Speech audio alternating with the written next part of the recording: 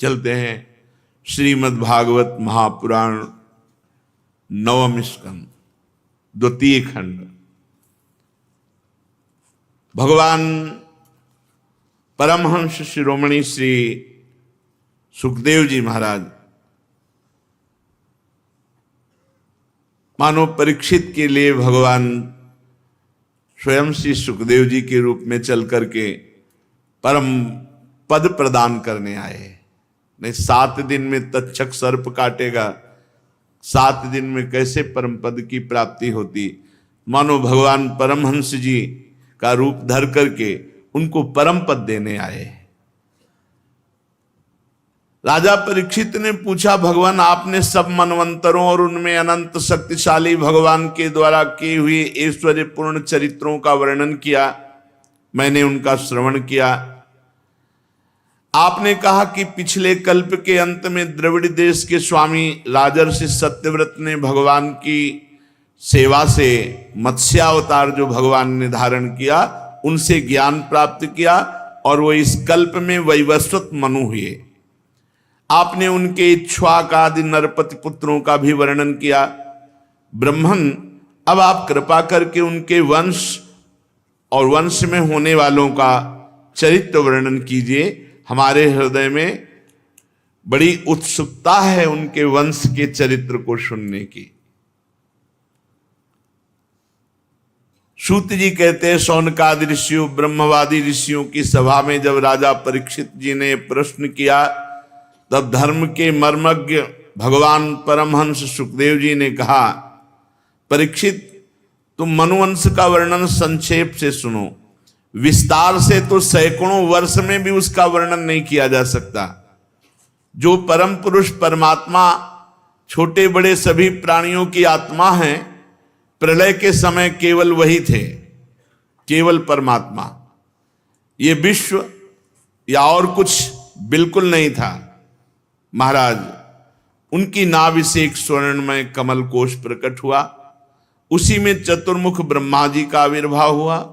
ब्रह्मा जी के मन से मरीच और मरीच के पुत्र कश्यप और उनकी धर्म पत्नी दक्षनंदिनी अदिति से विवस्वान भगवान सूर्य का जन्म हुआ। विवस्वान की संज्ञा नामक पत्नी से श्राद्ध देव मनु का जन्म हुआ। परीक्षित, परम मनस्वी राजा श्राद्ध देव ने अपनी पत्नी श्रद्धा के गर्भ से 10 पुत्र उत्पन्न किए। उनके नाम थे इक्ष्वाक, नृग, शर्याति, दिष्ट, धृष्ट, करुष, नरिष्यंती, प्रसद्ध, नभग और कवि। वैवस्वत मनु पहले संतानहीन थे, तो सर्वसमर्थ भगवान वशिष्ठ ने उन्हें संतान प्राप्ति कराने के लिए मित्रावरुण का यज्ञ कराया। यज्ञ के आरंभ में केवल दूध पीकर रहने वाली वैवस्वत मनु की धर्म पत्नी श्रद्धा ने अपने होता के पास जाकर प्रणाम पूर्वक याचना की कि मुझे इस यज्ञ के फल रूप में कन्या चाहिए। और राजा ने संकल्प किया था कि मुझे पुत्र चाहिए। रानी की प्रेरणा हुई कि मुझे कन्या चाहिए। तब अध्वर्यु की प्रेरणा से होता बने हुए ब्राह्मण ने श्रद्धा के कथन का स्मरण करके एकाग्र चित्त से वषट्कार का उच्चारण करते हुए यज्ञ कुंड में आहुति दी। जब होता इस प्रकार विपरीत कर्म किया तब यज्ञ के फलस्वरूप पुत्र के स्थान पर इला नाम की कन्या हुई। उसे देख करके कुछ प्रसन्नता नहीं हुई मनु जी को, क्योंकि उन्होंने संकल्प किया था पुत्र हो। वशिष्ठ जी के पास गए और कहा, भगवान आप लोग ब्रह्मवादी हैं। ब्रह्मवादी का मतलब सत्य वचन। ये कर्म का विपरीत फल कैसे? हमने तो कर्म किया पुत्रेष्टि यज्ञ, पुत्र प्राप्त हो, फिर ये विपरीत कैसा है? इला नाम की कन्या कैसे? हमें बहुत दुख है। ऐसा विपरीत फल नहीं होना चाहिए था। आप लोग मंत्र के ज्ञाता हैं, पूर्ण मंत्र आपके अधीन हैं, आप जितेंद्रीय हैं, तपस्या के कारण निष्पाप हो चुके हैं, आप में असत्य बिल्कुल नहीं है, फिर उल्टा फल कैसा हो गया? वृद्ध प्रपितामह भगवान वशिष्ठ ने ध्यान किया और कहा, महाराज ये विपरीत संकल्प आपकी रानी के द्वारा कराया गया है। होता के विपरीत संकल्प से हमारा संकल्प ठीक ठीक पूरा नहीं हुआ। दुखी मत हो, मैं अपनी तपस्या के प्रभाव से इसे पुत्र बना देता हूं। परम यशस्वी भगवान वशिष्ठ जी ने निश्चय किया और जो ईला नाम की कन्या प्रकट हुई थी, उन्होंने भगवान नारायण को प्रसन्न किया। सर्वशक्तिमान भगवान श्री हरि ने संतुष्ट होकर कहा, जो तुम वरदान मांगोगे वो दे देंगे। तो उन्होंने कहा कि ये कन्या पुत्र बन जाए। तो तथास्तु भगवान के कहते ही वो ईला नाम की कन्या सुद्युम्न नाम के श्रेष्ठ पुरुष के रूप में परिणित हो गई। अब प्रारब्ध का खेल होता है। महाराज सुद्युम्न ने एक दिन शिकार खेलने के लिए सिंधु देश के घोड़े पर सवार होकर अपने मंत्रियों के साथ वन में प्रवेश किया और हिरण का पीछा करते हुए उत्तर दिशा में आगे बढ़ गए। सुमेरु पर्वत की तलहटी के एक वन में चले गए। उनको पता नहीं था कि इस वन का प्रभाव है कि यहां कोई पुरुषत्व में नहीं रह सकता। वहां गौरी शंकर भगवान विहार करते हैं। उसमें प्रवेश करते इस सुद्युम्न ने देखा कि वो स्त्री बन गए, घोड़ी बन गए, और जितने मंत्री थे वो सब 9 युवतियां, घोड़ा घोड़ी पुरुष स्त्री। सुद्युम्न भी अपने को स्त्री रूप में उस वन के प्रवेश मात्र से, भगवान गौरी शंकर का नित्य विहार स्थल है, वहां माता जी ने ही ये बात कह रखी थी, इस वन में जो भी प्रवेश होगा वो स्त्री स्वरूप हो जाएगा।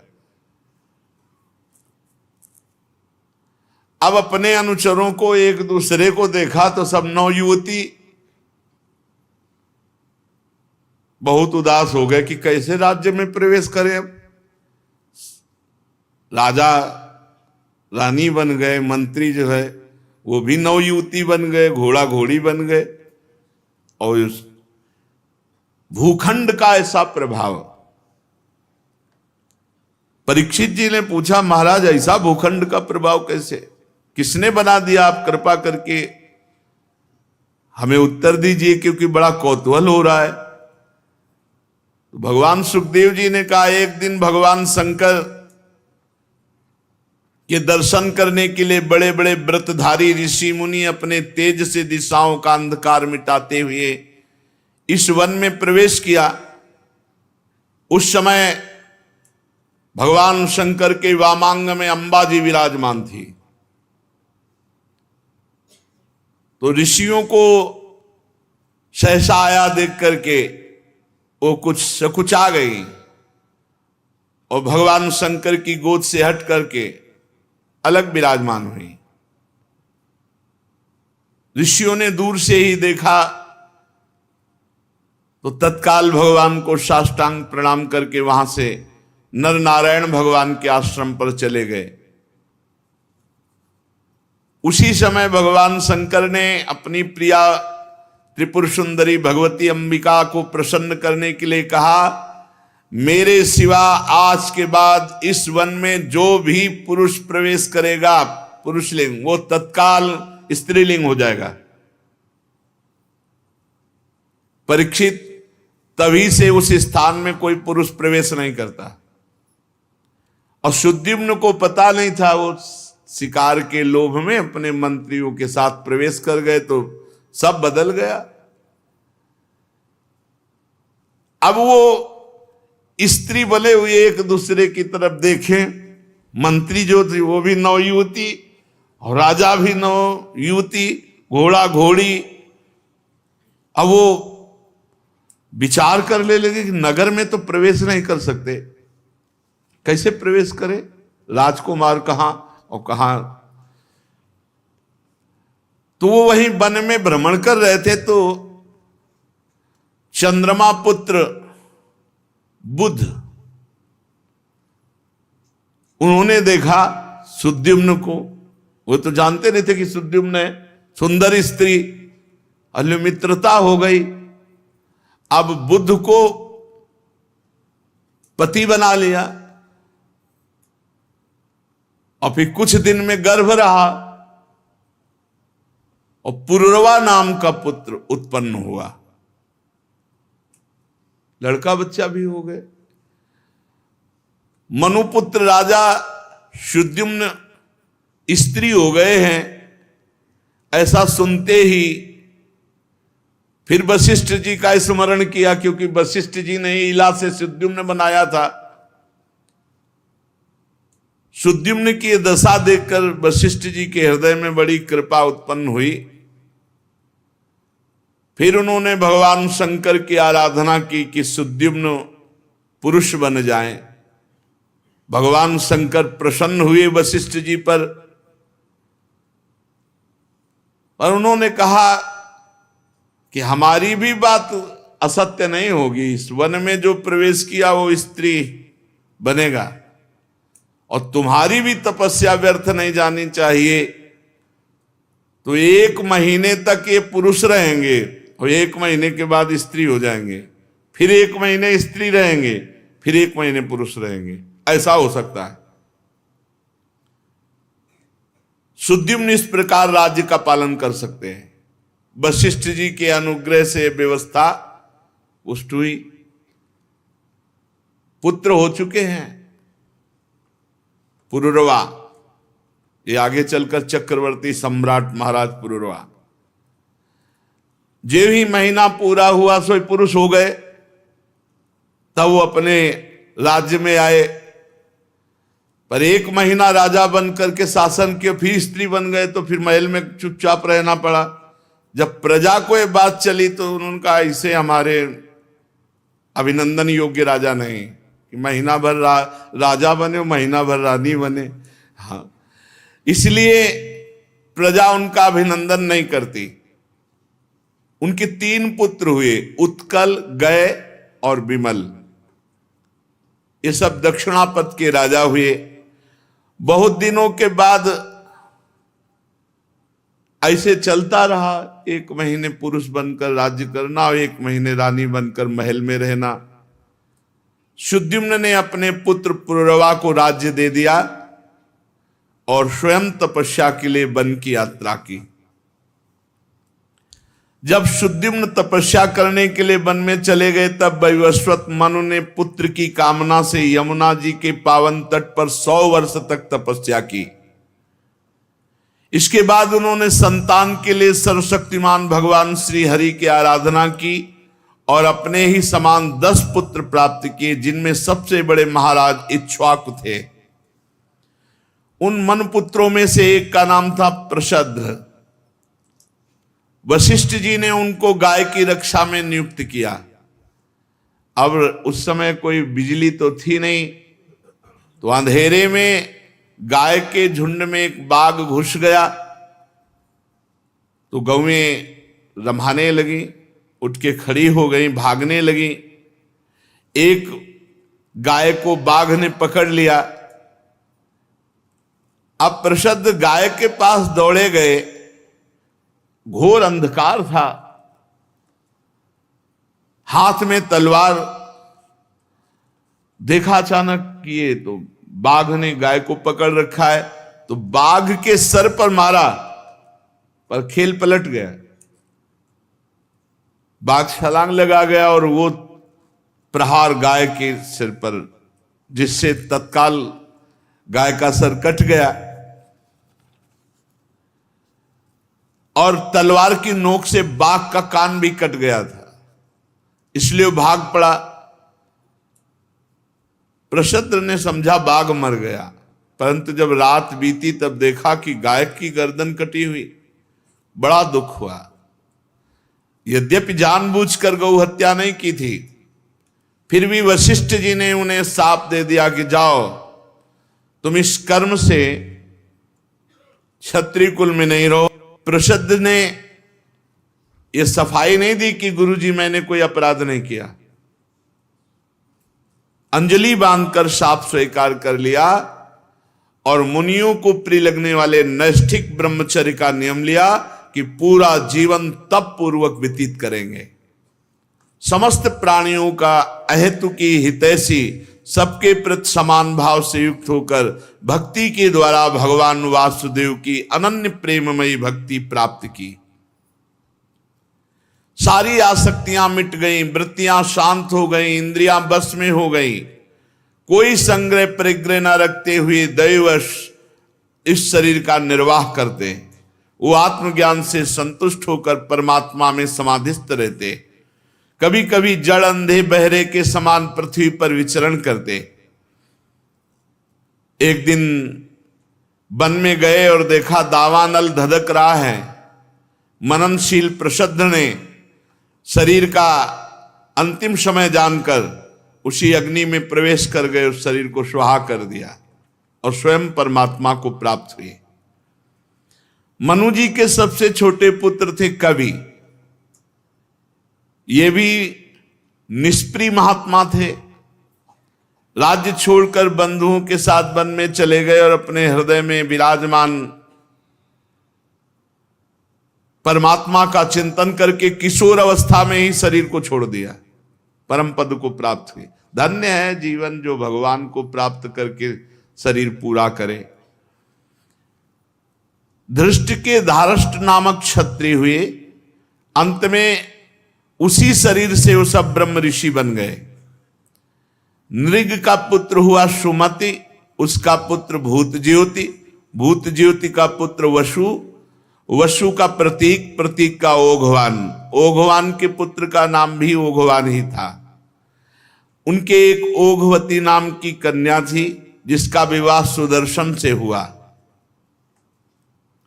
मनुपुत्र नरिष्यंत से चित्रसेन, उससे ऋक्ष, ऋक्ष से मीढवान। ये वंश का वर्णन महापुरुषों के है, जिससे इसी वंश से भगवान का अवतार होता है, इसी वंश में आगे चल करके। इसीलिए परम पावन उनके पितरों तक के नाम का स्मरण किया जाता है। वो कुल धन्य है जहां भगवान और भगवान के प्रेमी महाभागवत प्रकट होते हैं। परीक्षित ब्राह्मणों का अग्निवेश्यायन गोत्र उन्हीं से चला है। इस प्रकार महाराज मनु के पुत्र दिष्ट का वंश, दिष्ट के पुत्र का नाम नाभाग। ये उस नाभाग से अलग है जिसका मैं आगे वर्णन करूंगा। अपने कर्म के कारण ये वैश्य भाव को प्राप्त हो गए। उनका पुत्र हुआ भलंद और उससे वत्स प्रीति, वत्स प्रीति का प्रांशु और प्रांशु का पुत्र प्रमति, प्रमति के खनित्र, खनित्र के चाक्षुष और उनके विवंशत हुए। विवंशत के पुत्र रंभ और रंभ के पुत्र खनिनेत्र, दोनों ही परम धार्मिक हुए। उनके पुत्र करंधम और करंधम के आविक्षित, महाराज परीक्षित, आविक्षित के पुत्र मरुत चक्रवर्ती सम्राट महाराज हुए। अंगिरा के पुत्र महायोगी संवर्त ऋषि ने महाराज मरुत का यज्ञ कराया था। मरुत का यज्ञ जैसा हुआ वैसा और किसी का नहीं हो सकता। उस यज्ञ में छोटे बड़े पात्र सब स्वर्ण के थे। उस यज्ञ में इंद्र को सोमपान करके मतवाला कर दिया गया, दक्षिणाओं से ब्राह्मणों को तृप्त कर दिया गया और उसमें परसने वाले थे मरुदगण और विश्वदेव सभासद थे। जैसी मरुत ने यज्ञ की वैसी ऐसी अद्भुत यज्ञ। इसी यज्ञ के लिए वशिष्ठ जी को देवराज इंद्र ने वरण कर लिया। जब ये यज्ञ कराने का संकल्प वशिष्ठ जी ने लिया, देवराज इंद्र सोचे कि यज्ञ नहीं होनी चाहिए, नहीं मरुत हमसे आगे निकल जाएंगे। मनुष्य होकर भी यज्ञों में देवराज इंद्र से आगे निकल जाएंगे। तो देवराज इंद्र गए और वशिष्ठ जी से कहा कि मैं तुम्हें आचार्य रूप से वर्ण करता हूं। तो वशिष्ठ जी ने कहा, यद्यपि मैं पहले से, पर तुम देवराज हो इसलिए तुम्हारी आज्ञा का पालन करते हैं, हम स्वीकार करते हैं। और मरुत को मना कर दिया। मरुत जी बहुत उदास विराजमान थे। इतने में देवर्षि नारद जी आए। तो देवर्षि नारद जी ने कहा, आप उदास क्यों बैठे हैं? तो उन्होंने कहा, यज्ञ का अनुष्ठान और गुरुदेव को चतुरता पूर्वक देवराज इंद्र ने वर्ण कर लिया, अब तो हमारी यज्ञ अधूरी रह गई। तो उनका नहीं, यज्ञ नहीं अधूरी रहेगी। एक महात्मा है जो बहुत जोर के हैं, शंबर्त ऋषि, महायोगी शंबर्त। ये इस समय काशी विश्वनाथ जी में है। तुम जाओ और शव को ऐसे रख देना, तो वो मार्ग से दूर ही भागेंगे। पागलों जैसी चेष्टा करेंगे, तो उनके पीछे ही एकांत में भागना और उनको वर्ण कर लो यदि आचार्य रूप में, तो अद्भुत यज्ञ होगी और हर देवता हाथ जोड़कर वहां खड़ा रहेगा, क्योंकि महायोगी संवर्त जी बड़े सामर्थ्यशाली। ऐसा ही किया। काशी गए तो विश्वनाथ जी के एक बार दर्शन करने संवर्त जी जाते थे। तो 24 घंटे एक शव रख करके निरीक्षण किया कि वो शव से बहुत दूर हटते थे। जो ही देखा तो उनकी चेष्टा तो पीछे लग गए कि यही संवर्त ऋषि। तो लघुशंका फेंकना, थूकना, मारना, ऐसा सब चेष्टा करते हुए एकांत गंगा के किनारे पहुंचे। तो उनका, क्या चाहते हो? तो उनका, आपको गुरु रूप में वर्ण करना चाहते हैं यज्ञ के लिए। तो बोले, देख लो, जिस समय मैं यज्ञ के लिए बैठूंगा उस समय सारे देवता खिलाफ हो जाएंगे तुम्हारे। अगर तुमने हमारा गुरु पद से बहिष्कार किया तो तुम्हारा सर्वनाश कर देंगे, और अगर गुरु पद पर बैठा ले रहे तो हर देवता को वही करना होगा जो मैं कहूंगा। ऐसा ही हुआ। मरुत जी ने कहा, बिल्कुल आपका त्याग नहीं कर सकता। गुरु रूप में वर्ण करके यज्ञानुष्ठान प्रारंभ हुआ। सबसे पहले आवाहन किया अग्नि का। अग्नि देवता उपस्थित हुए। अग्नि ने कहा कि हम किसी भी देवता की आहुति नहीं पहुंचा सकते, क्योंकि देवराज इंद्र की ऐसी इच्छा है। तो उन्होंने कहा, अगर हमारी आज्ञा का पालन नहीं किया तो अपने मंत्र बल से तुम्हें भस्म कर देंगे। अग्निदेव को कहा कि मैं तुम्हें भस्म कर। थर्रा गए अग्निदेव। देवराज इंद्र से कहा कि हमें आहुतियां पहुंचानी ही पड़ेंगी, वो इतने जबरदस्त महात्मा है संवर्त ऋषि। देवराज इंद्र ने वज्र का प्रहार करना चाहा महाराज मरुत के ऊपर, ईर्ष्यावन। ऐसे ही रोक दिया, ऐसे ही, और कहा जब तक यज्ञ हो ऐसे ही खड़े रहो। इतने सामर्थ्यशाली महात्मा संवर्त ऋषि, जब तक यज्ञ हो। तब वो धीरे से बोले कि बहुत हाथ दर्द कर रहा है। तो बोले, उपद्रव नहीं करना, चलो ठीक हो जाओ। तो उनके हाथ ठीक हो गए। खूब अमृत पान कराया, खूब आनंद वर्षा हुई, बहुत जोर की। जैसी महाराज मरुत की यज्ञ हुई, अद्वितीय, दक्षिणाओं से तृप्त कर दिया। ब्राह्मण लोग उठा करके नहीं ले जा रहे थे, नहीं चाहिए मुझे इतना हीरा जवाहरात स्वर्ण आदि। मरुत के पुत्र का नाम था दम, और दम से राज्यवर्धन, उससे सुधृति, सुधृत से नर नामक पुत्र की उत्पत्ति हुई। महाराज नर से केवल, केवल से बंधुमान, बंधुमान से वेगवान, वेगवान से बंधु, बंधु से राजा तृणबिंदु का जन्म हुआ। राजा तृणबिंदु आदर्श गुणों के भंडार थे।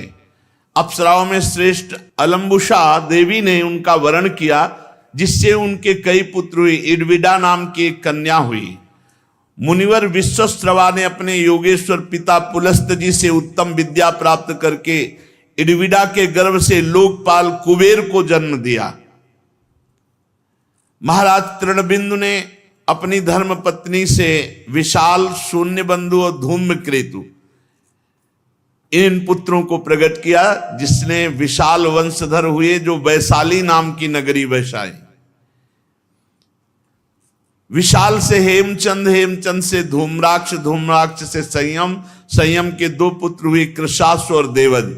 कृशाश्व के पुत्र का नाम सोमदत्त। उसने अश्वमेध यज्ञों द्वारा यज्ञपति भगवान की आराधना की और योगेश्वर संतों का आश्रय लेकर उत्तम परम पद को प्राप्त किया। सोमदत्त का पुत्र हुआ सुमति, और सुमत से जन्मेजय। ये सब तृणबिंदु की कीर्ति को बढ़ाने वाले विशाल वंशी राजा हुए। श्री सुखदेव जी कहते हैं, परीक्षित, मनुपुत्र राजा सरयाति वेदों का निष्ठावान विद्वान था। अंगिरा गोत्र के ऋषियों के यज्ञ में दूसरे दिन का कर्म बताया जो गया था। उसकी एक कमल लोचना कन्या थी, उनका नाम सुकन्या था। एक दिन राजा सरयाति अपनी कन्या को लेकर च्यवन ऋषि जी के आश्रम पर भ्रमण कर रहे थे और सुकन्या अपनी सखियों के साथ वन में घूम घूम करके वृक्षों का, वन का सौंदर्य देख रही थी। तो एक जगह देखा कि बांबी और उसमें 2 ज्योतियां चमक रही। उसने सोचा कोई ये ऐसी धातु है, तो 2 कांटे लेकर के उन ज्योतियों में ऐसे समझा कि निकाल लें इनको। और वो च्यवन ऋषि बैठे हुए थे तपस्या में, केवल आंखें खुली थी, दोनों कांटे आंखों में, दैवी की प्रेरणा। अब सुकन्या ने जब काटे तो उनसे खून बह चला। अब तो घबरा के भाग गई कि हमें लगता है कोई अपराध बन गया, ये क्या था, किसी से कहा नहीं। अब च्यवन ऋषि ने पूरे सेना, राजा, सबके मलमूत्र बंद कर दिए, ना लघु शंका न सोच, सब बंद। अब मलमूत्र रुक जाने के कारण सबको परेशानी, सब एक दूसरे से, फिर सैनिकों ने कहा, तब राजा ने कहा यही दशा तो हमारी भी है। तो बोले इसका मतलब कोई अपराध बन गया यहां। राजा ने कहा च्यवन ऋषि का आश्रम है, किसी से कोई अपराध बना?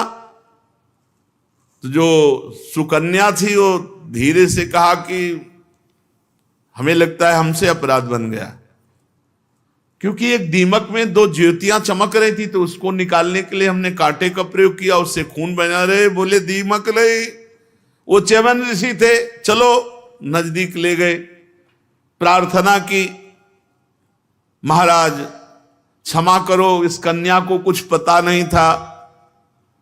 च्यवन ऋषि ने कहा हम तभी क्षमा करेंगे जब कन्या हमको दे दोगे, अपनी कन्या दो।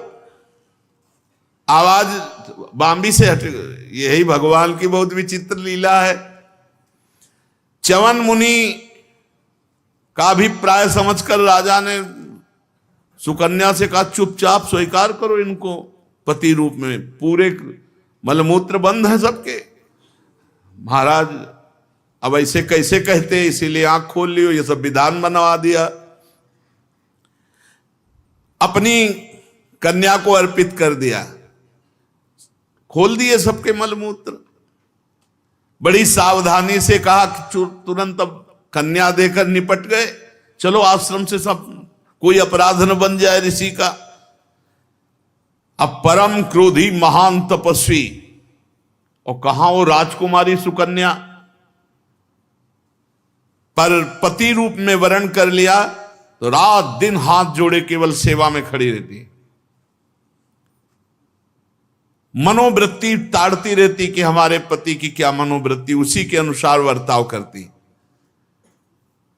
कुछ समय व्यतीत होने पर दोनों अश्विनी कुमार देवताओं के जो वैद्य हैं वो आश्रम में पधारे च्यवन ऋषि के। च्यवन मुनि ने उनका यथोचित सत्कार किया, कहा आप दोनों समर्थ हैं, हमने ब्याह किया है पर हड्डी हड्डी हमारे शरीर में है, बूढ़े हो गए हैं, ब्याह लायक बना दो। अब वो तो देवताओं के वैद्य हैं, मेरा रूप ऐसा होना चाहिए कि इसको संकोच हो रहा है, पति तो बना लिया लेकिन अब ये राजकुमारी और कहां तपस्वी शरीर, तो ये स्त्री क्या त्रिभुवन की कोई भी स्त्री देखे तो मेरे पे आकर्षण हो जाए, ऐसा सुंदर रूप बना दो। अब वो देवताओं के वैद्य, तो उन्होंने कहा कि जैसी आप आज्ञा करते हैं वैसा मैं कर दूंगा। तो उन्होंने कहा हम आपको देवताओं के यज्ञ भाग में सोमपान करने का अधिकारी बना देंगे। च्यवन ऋषि ने कहा, बात हो गई।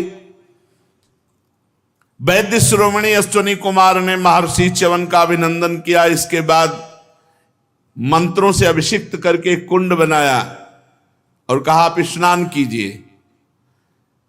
जे भी स्नान करने के लिए जब जा रहे थे तो शरीर की एक एक हड्डी देख लो, नस गिन लो, झुर्रियां पड़ी और बहुत ही वैसे बीभत्स मतलब भयावना रूप, और आंखें वैसे ही फूट गई थी।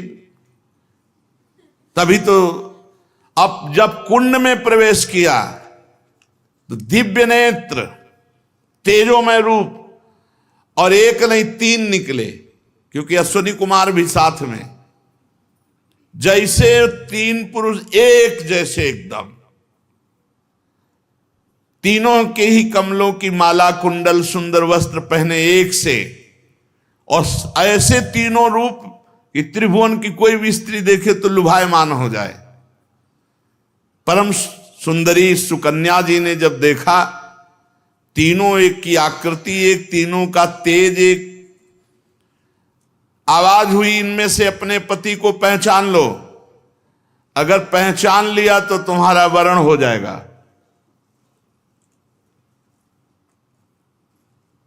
तो विचार किया कि कैसे कैसे पहचाने, तीनों तो एक जैसे है।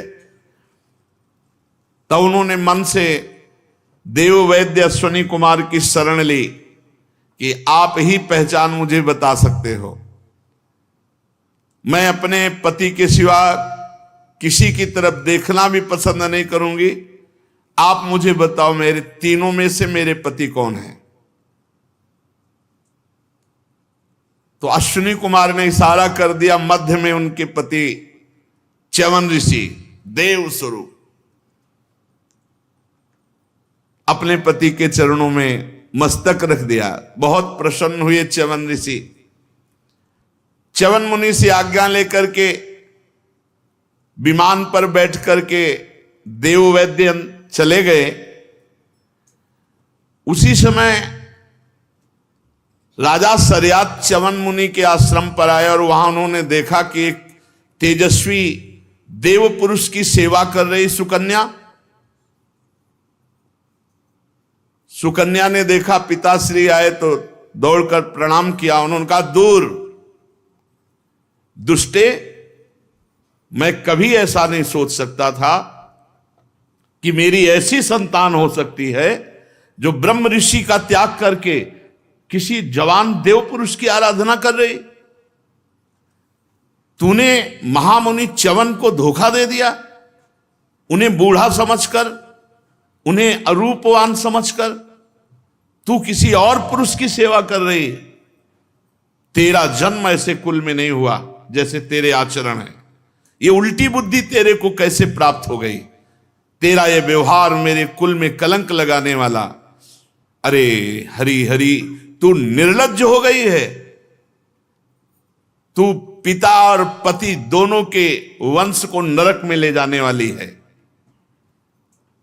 तो सुकन्या मुस्कुरा दिए और बोले, पिताश्री, मैं किसी और के समीप नहीं हूं, ये आपके जामाता स्वयं भृगुनंदन महर्षि च्यवन जी ही हैं। ये सब देव वैद्य अश्विनी कुमार का चमत्कार है कि आपके बूढ़े दामाद जवान होकर के विराजमान हैं। महर्षि च्यवन सौंदर्य और यौवन प्राप्त कर चुके हैं। सरियाती अत्यंत विस्मित हुए और कहा, क्षमा करो पुत्री, मैंने गलत भाव से तुम्हें देखा, गले से लगा लिया।